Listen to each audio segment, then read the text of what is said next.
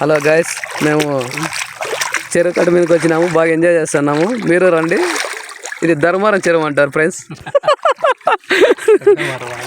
రెండో మరవ. అందరూ చేపలు పడుతున్నారు. అక్కడ చూడండి.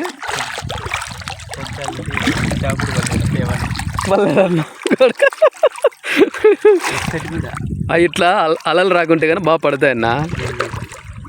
నరసింహన్న, నువ్వు చెప్పులు ఎడిసేసి ఫ్రీగా ఉంటుంది బాగా.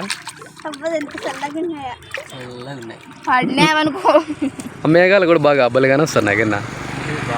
అవునా, క్లైమేట్ భలే. పెళ్ళాడదామా అన్న? మొన్న వాడు కూడా చనిపోయినాడు అంట. ఆ మరవే.